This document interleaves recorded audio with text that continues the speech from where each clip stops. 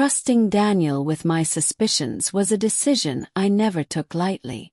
Having someone spy on my wife Sarah felt like a betrayal, yet when Daniel sent me the undeniable evidence, photos of her laughing with another man, Mark, at a cafe, then checking into a hotel with him, I knew I had made the right choice. The proof was clear, and there was no going back. As I sat across from Sarah at dinner, she tried to act like everything was fine, but I knew better. "Why aren't you mad?" she asked, her tone sharp. "Why aren't you yelling at me?" I set my cup down and looked her in the eye, feeling oddly calm. "You've already made your choice. Getting angry won't change that."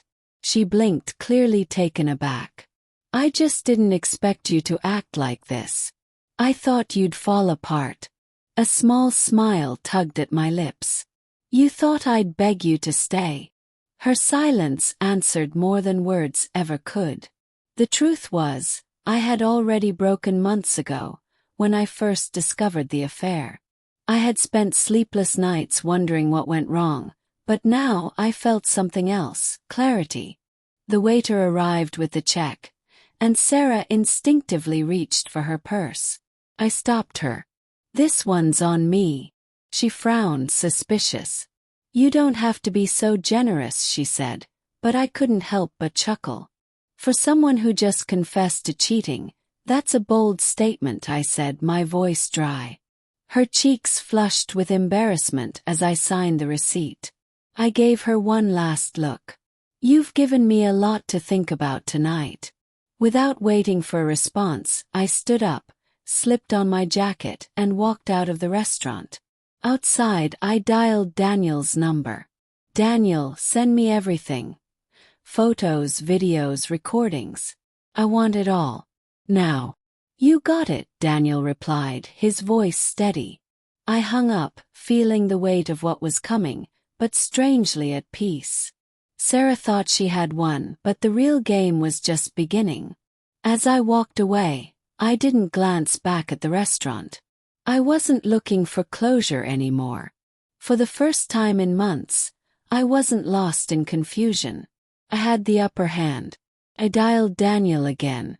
"It's time. I'll send everything to her and him before the night's over. It'll be public, too," Daniel confirmed. I felt a sense of resolve settle in my chest. Stay steady. The people who matter need to know the truth. By the time I got home, my mind was a whirlwind, but a strange calm had taken over. I poured myself a whiskey, the burn of the liquor matching the sharp edge of the situation.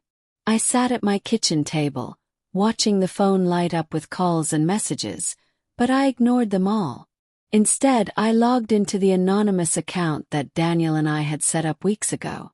I scrolled through the posts, screenshots, images, and descriptions of Sarah's affair with Mark. Every lie, every betrayal laid out for the world to see. The post went viral almost immediately. Friends, family, and acquaintances had their say. Some shocked, others disgusted, and a few predictably defending her. But the consensus was clear. Sarah had gone too far. My phone buzzed again. Sarah's name flashed across the screen, and I answered, my tone cold. "What the hell did you do, James?" she demanded. "Why would you do this?" I leaned back in my chair, steady. "Why wouldn't I? After everything, did you really think there wouldn't be consequences for what you did behind my back?" "This is cruel," she snapped. "You're trying to destroy me." "You destroyed yourself," I said calmly. "I'm just making sure the world knows the truth." There was a long silence before she whispered, "What do you want from me?" I set my drink down. I wanted a partner I could trust, someone who respected our life together. But since you made it clear that wasn't you, all I want now is for you to take responsibility for your actions. The fallout started immediately. Friends and family expressed their shock and disappointment. Some even cut ties with her. Mark wasn't spared either. His employer, a prestigious law firm, placed him on indefinite leave, tarnishing his reputation. Years of hard work vanished in an instant. Sarah tried to fight back, calling anyone who would listen, pleading her case.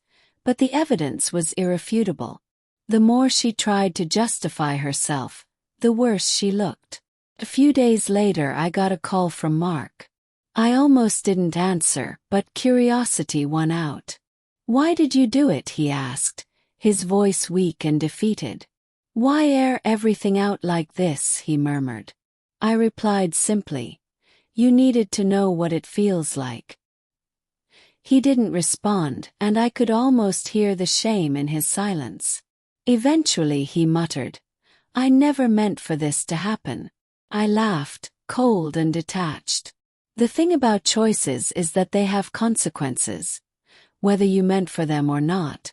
By the end of the week, Sarah showed up at the house. She stood at the door, her face pale, her eyes hollow with regret. But it was too late.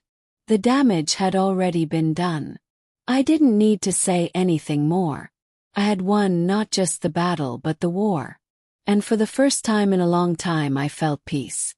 The game was over,